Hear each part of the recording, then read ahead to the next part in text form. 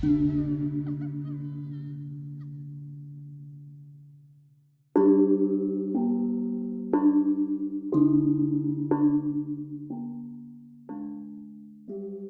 abad ke-15 menyaksikan sebuah gebrakan spiritual yang membawa Islam sebagai kekuatan persatuan. Di tengah-tengah jantung Jawa berdirilah Masjid Agung Demak, simbol kebangkitan agama dan budaya. Namun, salah satu elemen arsitektur yang tak kalah penting dari bangunan ini adalah Sokoguru, tiang penyangga utama yang dibuat dari serpihan kayu melambangkan persatuan umat.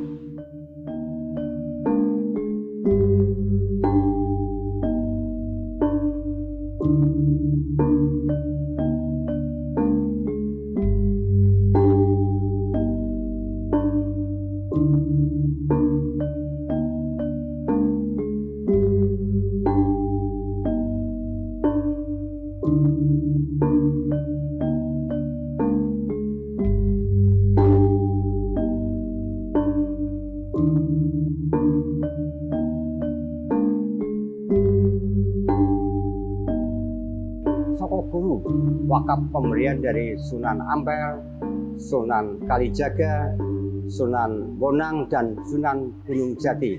Itu tinggi awalnya utuh kayu gelondong itu 17 meter.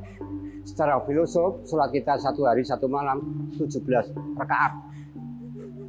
Ketika tahun 1982 itu direnovasi dan selesai direnovasi tahun 1986. Itu yang rusak yang diganti karena mengalami kapasitas air dari dalam tanah sehingga kayunya keropos. Jadi yang di museum ini itu bagian bawahnya yang rusak, kurang lebih sekitar 7 meter. Yang 10 meternya ke atas masih terpasang rapi.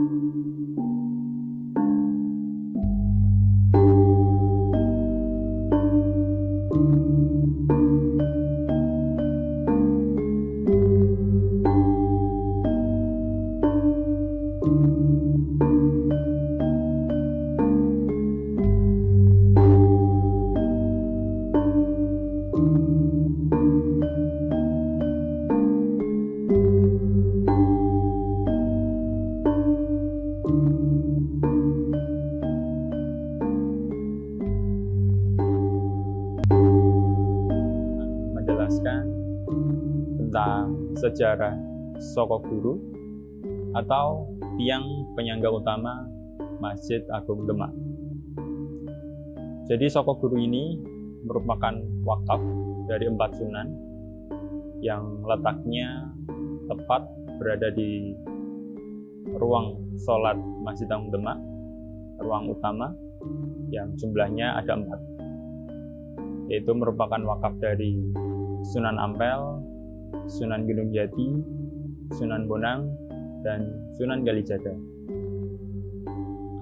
Dari keempat Sokoguru ini, total tinggi keseluruhan kurang lebih ada 17 meter. Wakaf dari Sunan Ampel 17 meter, Sunan Gunung Jati 17 meter, Sunan Kalijaga, dan Sunan Ampel itu semuanya 17 meter. Namun ada Sokoguru yang unik atau berbeda dari ketiga Sokoguru lainnya, yaitu punya Sunan Kalijogo. Sokogurunya itu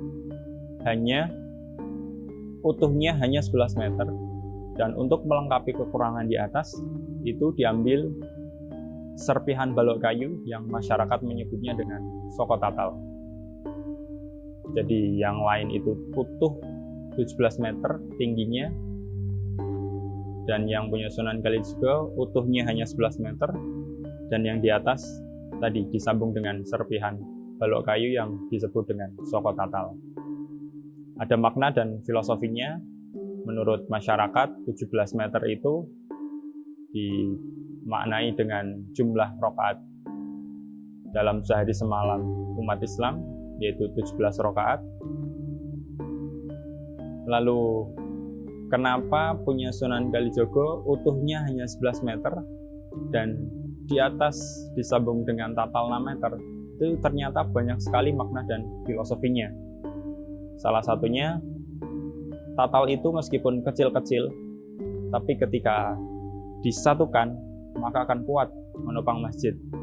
Seperti halnya umat muslim, ketika bersatu, maka akan kuat menopang agama. Dan sokok guru ini, yang di museum ini hanya yang 7 meter dari bawah. Ini diganti karena kapilarisasi atau penyerapan air ke kayu, jadi lapuk, rusak, diganti. Sedangkan yang di sana itu masih asli di atas, yaitu setinggi 10 meter. Jadi yang 10 meter masih utuh, asli, dan yang bawah 7 meter itu diganti. Dan penggantiannya itu tahun 82, eranya Pak Soeharto. Nah, itu dibantu oleh OKI, Organisasi Konferensi Islam. Jadi didanai oleh OKI tadi dan diresmikan tahun 87.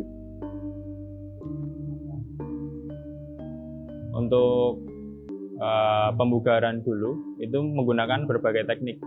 Ada teknik manual, teknik ilmiah, dan menggunakan teknik-teknik khusus.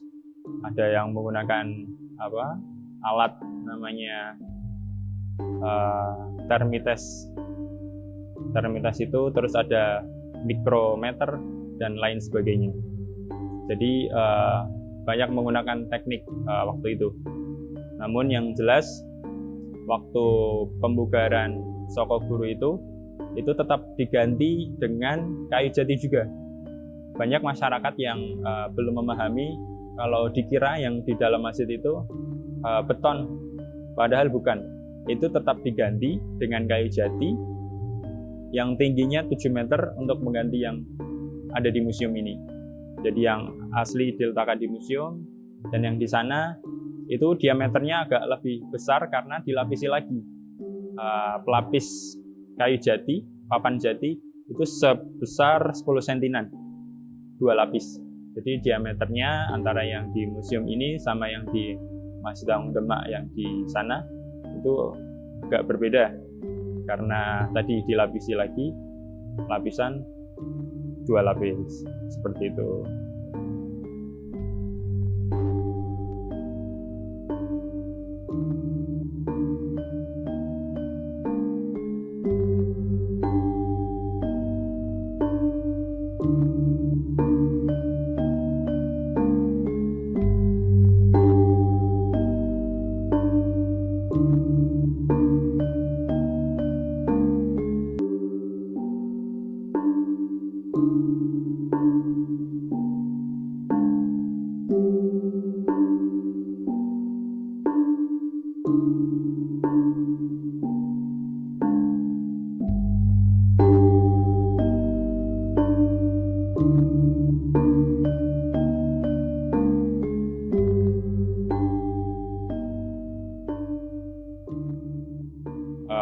Mungkin perawatan sokok guru itu karena sokok guru ini usianya sudah, kalau dihitung dari prasasti Pintu Beldek, usia masjid itu sudah 558 tahun kalau dihitung sampai sekarang, karena Masjid Agung Demak berdiri pada tahun 1466 Masehi.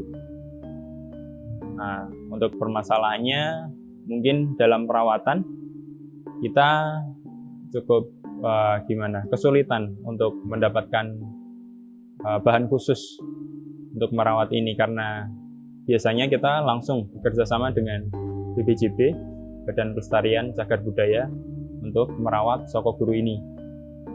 Dan untuk perawatannya ringan-ringan seperti membersihkan luarnya, itu kita biasanya bersihkan setiap hari seperti itu. Oh iya, karena sokok guru ini merupakan sebuah peninggalan para wali, itu banyak sekali masyarakat Demak, bahkan luar Demak dan berbagai penjuru di Indonesia itu ke sini karena ingin mendapatkan keramatnya. Jadi banyak yang mengkeramatkan sokok guru ini. Ada yang pengen megang, ada yang bahkan mencuil, padahal sebenarnya itu tidak diperbolehkan. karena status dari Soko Guru ini merupakan wakaf, dan status wakaf apapun yang terjadi itu harus tetap berada di masjid. Jadi haram hukumnya ketika ada masyarakat yang mengambil atau mencuil Soko Guru Masjid Agung Demak, seperti itu.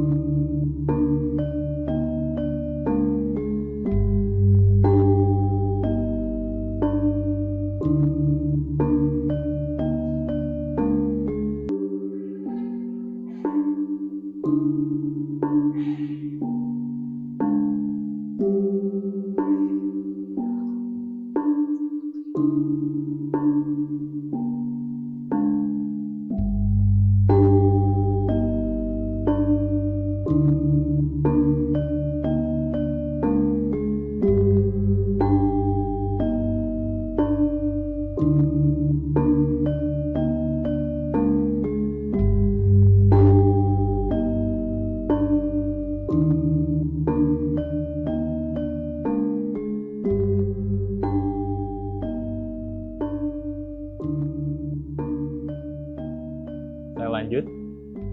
Soko Guru itu jumlahnya ada 4. Ada yang bilang bahwa itu melambangkan 4 pedoman umat muslim, yaitu Al-Quran, hadis, ijma, dan qiyas.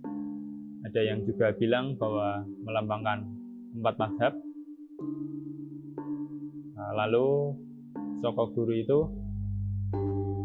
waktu pembugaran itu ternyata di bawah Soko Guru itu terdapat banyak pasir. Pembugaran 82 itu. Nah, itu dipercaya bahwa pasir itu yang di bawah itu sebagai penstabil ketika terjadi goncangan dari bawah, dan ternyata di atas pun ada stabilizernya Masjid Agung Demak, yaitu tadi Soko Guru. Maksudnya Soko Tatal. Soko Tatal itu kecil-kecil. Jadi ketika terjadi goncangan itu kan dia saling mengunci atau merekat. Jadi ketika terjadi goncangan itu hanya seperti seperti itulah. Nah, jadi sebagai stabilizernya Masjid Agung Demak ketika terjadi goncangan.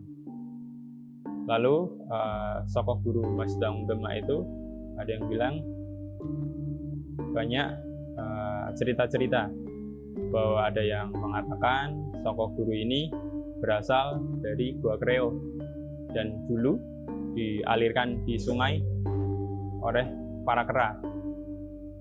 Dan ada yang bilang juga bahwa berasal dari Jati Ngaleh.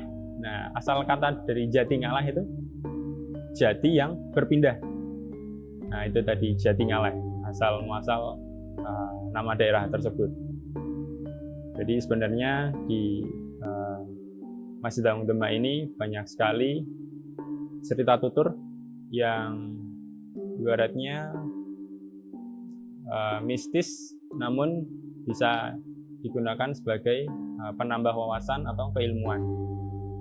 Selain dari segi pendidikan, kita harus juga menerima cerita-cerita dari rakyat atau cerita tutur.